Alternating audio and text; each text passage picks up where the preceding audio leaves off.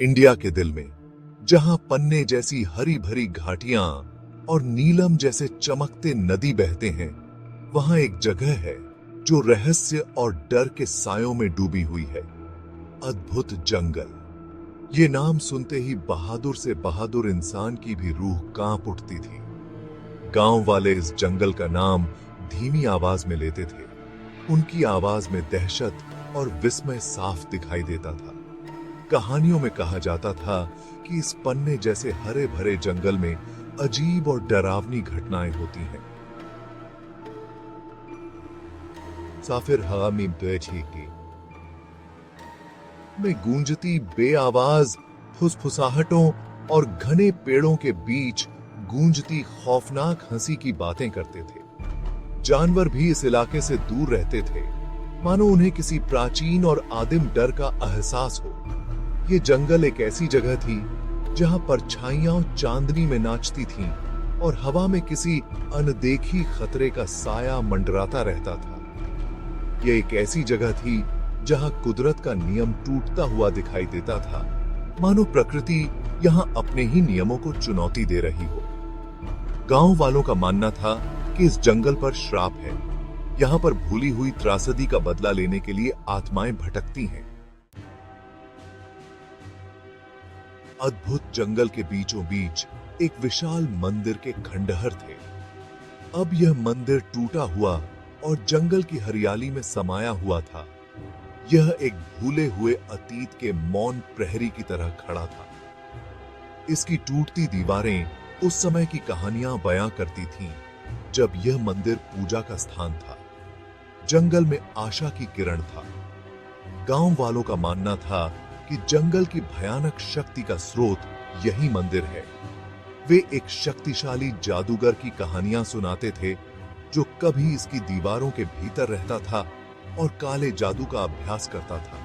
उन्होंने बताया कि जादूगर ने देवताओं को क्रोधित कर दिया था और उसे उसके अहंकार की सजा मिली थी। ऐसा कहा जाता है कि उसकी आत्मा को अनंत काल तक जंगल में भटकने का श्राप मिला था और जंगल में होने वाली अजीब घटनाओं के पीछे उसी का हाथ है। गांव वाले उस जादूगर की आत्मा के प्रकोप के डर से मंदिर के आसपास भी नहीं जाते थे। कहते हैं कि जो कोई भी इस मंदिर की टूटी दीवारों के भीतर रात बिताने की हिम्मत करता है, वह इस जंगल से जिंदा वापस नहीं लौट पाता।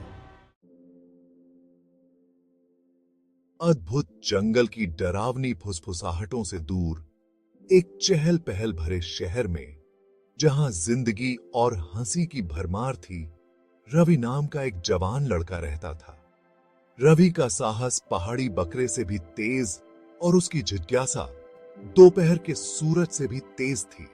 उसके अंदर घूमने फिरने का एक अलग ही जुनून था। वो बहादुर एक्सप्लोरर्स और खोई हुई सभ्यताओं की कहानियां पढ़ता रहता था और उस दिन का इंतजार करता था जब वो भी अपने साहसिक अभियान पर निकलेगा। रहस्यमयी अद्भुत जंगल और उसके भूतिया मंदिर की खबरें जब रवि के कानों तक पहुंची तो उसकी कल्पनाओं में आग लग गई। वो कहानियों को सुनकर हैरान रह गया।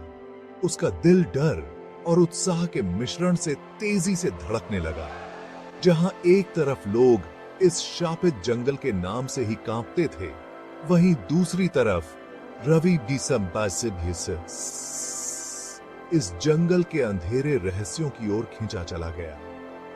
उसने ठान लिया था कि वो इन कहानियों के पीछे का सच जानकर ही रहेगा, सच को झूठ से अलग करके दिखाएगा और इस जंगल के हरे भरे आगोश में छिपे रहस्यों का सामना करेगा। उसे क्या पता था कि अद्भुत जंगल के दिल तक का उसका ये सफर उसकी कल्पना से भी ज्यादा खतरनाक होगा। अपने दादाजी का कंपास, एक पुराना नक्शा और दृढ़ निश्चय से भरे दिल के साथ रवि अद्भुत जंगल की ओर चल पड़ा। गांव वालों ने उसके चेहरे पर चिंता के भाव देखकर उसे जाने से मना किया, लेकिन रवि का मन तो जैसे जाने के लिए ही बना था। उसने उन्हें आश्वासन दिया कि वह सावधान रहेगा और अपने साहसिक कारनामों की कहानियां लेकर वापस लौटेगा। जैसे जैसे रवि जंगल में आगे बढ़ता गया, हवा में गीली मिट्टी और अनजान फूलों की गंध गहराती गई। सूरज की रोशनी घने पेड़ों से होकर नीचे मुश्किल से पहुंच पा रही थी, जिसकी वजह से लंबी और डरावनी परछाइयां बन रही थीं, जो झाड़ियों में भूतों की तरह नाच रही थीं। जंगल अनदेखे जीवों की आवाजों से भरा हुआ था। कीड़े मकोड़े भिनभिना रहे थे, पंछी एक दूसरे से अजीब भाषा में बातें कर रहे थे और पत्तियां संदिग्ध रूप से सरसरा रही थीं, मानो कोई अनदेखी चीज रवि की नजरों के सामने से गुजर रही हो। अपने दिल में बढ़ती बेचैनी के बावजूद रवि आगे बढ़ता रहा। जंगल के अंधेरे में उसकी जिज्ञासा टिमटिमाती हुई लौ की तरह थी।